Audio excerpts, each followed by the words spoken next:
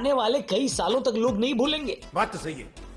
नमस्कार, मैं हूं रौनक। रणतंत्र देख रहे हैं आप। और सीरीज शुरू होने से पहले इंग्लैंड वाले ऐसे चौड़े हो रहे थे जैसे अश्नीर ग्रोवर जनरली होते हैं, लेकिन सीरीज खत्म होने के बाद उनकी वही हालत हो गई जो अश्नीर ग्रोवर की बिग बॉस वाले शो पर हुई थी। मिसाल के तौर पर आप भिंडी रोना एक्सपर्ट माइकल वॉन का ये वाला ट्वीट देख लो। बोल रहे हैं कि इंग्लैंड को क्या अपने चारों इंपैक्ट सब खिलाने का मौका मिलेगा। भाई इंपैक्ट सब्स्टिट्यूट छोड़ो, इंग्लैंड वाले दोबारा पूरी टीम को खिलाकर बैटिंग कर लेते ना तो भी इंडिया के 247 चेज नहीं कर पाते। और देखो ऐसा होता ना कि जब अभिषेक शर्मा जैसे खिलाड़ियों का दिन होता है तो फिर सामने वाली टीम सफेद झंडा दिखाकर पतली गली से निकल ले, यही अक्लमंदी का फैसला होता है। क्योंकि अभिषेक शर्मा ने जो किया है उसको शब्दों में बोलना मुश्किल है। आप खुद सोचो, अंबानी जी उनके लिए खड़े होकर ताली बजा रहे थे जबकि वो मुंबई के लिए खेलते भी नहीं। ऋषि सुनक को देखकर लग रहा होगा कि भैया लगता है गलत देश का प्रधानमंत्री बन गया, इंडिया का बनता तो बेहतर क्रिकेट टीम को सपोर्ट कर पाता। और अमिताभ बच्चन को फाइनली किसी अभिषेक की अच्छी परफॉर्मेंस दिखी होगी नहीं। खैर, हंसी खुशी से हमने ये सीरीज अपने नाम कर ली है, दिल को सुकून मिल रहा है और बिल्कुल आपको ऐसा सुकून और आशीर्वाद मिलेगा जब आप पर महादेव की कृपा बरसेगी।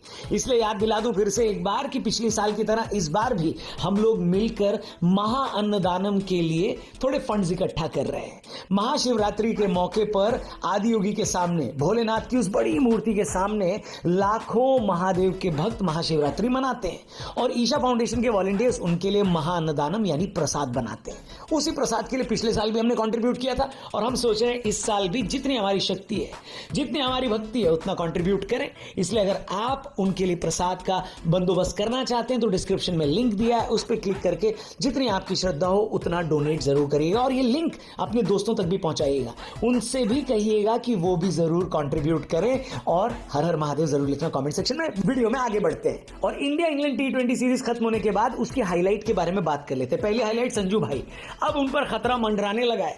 आप सोचो, जब तक ये सीरीज शुरू नहीं हुई थी तब तक संजू भाई का हल्ला था। साउथ अफ्रीका दौरे पर 2 शतक लगाकर आ रहे थे, सबको लग रहा था कि अब तो संजू भाई परमानेंट हो गए। बल्कि अगर किसी पर प्रेशर था तो वो अभिषेक शर्मा थे, क्योंकि ये बात क्लियर है कि जब team India 2026 T20 world cup को सीरियसली लेने लगेगी और इसके लिए एक फाइनल टीम बनाने की कोशिश करी जाएगी तो उसमें यशस्वी जायसवाल तो आते ही एंट्री पाएंगे। ऐसे में सिर्फ एक ओपनर की जगह खाली है।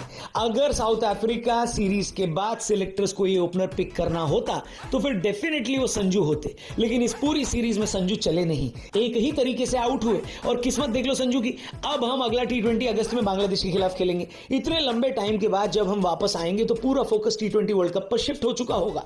इसीलिए यशस्वी जायसवाल डेफिनेटली वापस आ जाएंगे, बचेगी सिर्फ एक ओपनर की जगह। और जब रीसेंट परफॉर्मेंस अच्छी जाएगी तो यही याद किया जाएगा कि भैया अभिषेक शर्मा ने तो 37 गेंद में सेंचुरी लगाई थी, लेकिन उसी सीरीज में संजू लगातार 5 बार नाकामयाब रहे थे। मैं उम्मीद करता हूं ऐसा न हो और संजू को थोड़े और मौके मिलने चाहिए, क्योंकि अब तो ये भी क्लियर है कि संजू को पहले ओवर में जो गेंद लगी थी हाथ में उसकी वजह से उनको इंजरी हो गई और अब वो क्रिकेट से 6 हफ्ते दूर रहेंगे। यानी संजू आखिरी मैच में जो आउट हुए हैं वो उनकी गलती से ज्यादा उनकी चोट की वजह से था। लेकिन आप बताइए 2026 T20 वर्ल्ड कप में अगर आपको ओपनर उतारना होगा तो किसको उतारोगे यशस्वी के साथ, संजू को या अभिषेक को? कमेंट करके बताना। फिलहाल बात करते हैं इंडिया इंग्लैंड सीरीज की हाईलाइट नंबर 2, इंडिया की T20 अप्रोच। भाई साहब, अब से 1 साल पहले तक हम ये कह रहे थे कि हमारे बल्लेबाज वैसे T20 नहीं खेल रहे हैं जैसे खेलना चाहिए, लेकिन अब पूरी दुनिया ये बोल रही है कि हम वैसे ही T20 खेल रहे हैं जैसे हमको खेलना चाहिए था।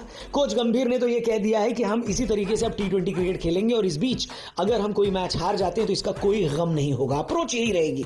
गंभीर ने मुंबई में कहा कि हम हाई रिस्क हाई रिवॉर्ड वाली क्रिकेट खेलना जारी रखेंगे और हमारे प्लेयर्स ने यही आइडियोलॉजी अपना ली है। इसीलिए अब आप 250-260 टीम इंडिया की तरफ से होते हुए अक्सर देखोगे। गंभीर ने कहा कि उनको पता है कि जब इस तरीके की अप्रोच रहेगी तो कुछ मैच ऐसे भी आएंगे जहां आप 120-130 पर ऑल आउट हो जाएंगे, लेकिन सरफरोशी की तमन्ना अब हमारे दिल में है वाला मामला आपको हर T20 में देखने को मिलेगा। क्या लगता है आपको, इंडिया का ये अप्रोच सही है या नहीं?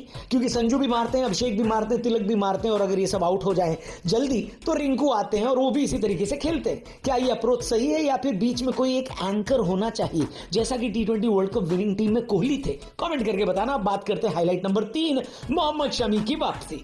चैंपियंस ट्रॉफी आ रहा है, उसके पीछे पीछे इंग्लैंड का एक बहुत इंपॉर्टेंट टूर भी है और अगर आईपीएल के हिसाब से देखें तो शमी हैदराबाद के लिए बहुत जरूरी है। ऐसे में सबकी निगाहें इस सीरीज पर इसलिए भी थी क्योंकि मोहम्मद शमी किस तरीके से वापसी करते हैं ये फ्यूचर के लिए बहुत इंपॉर्टेंट था। पहले 2 मैचों में तो शमी को खिलाया नहीं गया, वजह बताई गई सिर्फ एक ही तेज गेंदबाज खिलाना है और क्योंकि अर्शदीप सिंह T20 में इंडिया के प्रीमियम तेज गेंदबाज बन गए हैं इसलिए बात अगर सिर्फ एक को खिलाने की हो तो उनको ही खिलाया जाएगा। लेकिन फिर मोहम्मद शमी को तीसरे मैच के लिए शामिल किया गया जहां पर कोई इंपैक्ट नहीं डाल पाए है भैया। लेकिन जैसे ही टीम इंडिया ने सीरीज जीती वैसे ही शमी को वापस लाया गया और उन्होंने मुंबई में 3 विकेट लिए। लेकिन देखो, मोहम्मद शमी विकेट ले ये इंपॉर्टेंट नहीं है, इंपॉर्टेंट है मोहम्मद शमी खेलें। उन्होंने इंटरनेशनल क्रिकेट में वापसी करी और अब 2025 के बिजी सीजन में उनसे बहुत उम्मीदें हैं। अगर बुमराह और शमी दोनों चैंपियंस ट्रॉफी खेल गए तो बाकी टीमों से मैं कहूंगा कि भैया वापसी की टिकट अभी से कटा लो। टिकट दूसरी चीज है जो कटेगी, बाकी क्या कटेगा मैं नहीं बोलना चाहता। बुमराह और शमी और दूसरी चीजें काट डालेंगे। आप बताइए, आप शमी को देखकर एक्साइटेड हैं या नहीं? इंग्लैंड सीरीज में उनकी गेंदबाजी कैसी लगी ये भी कमेंट करके बताना। आपसे मिलेंगे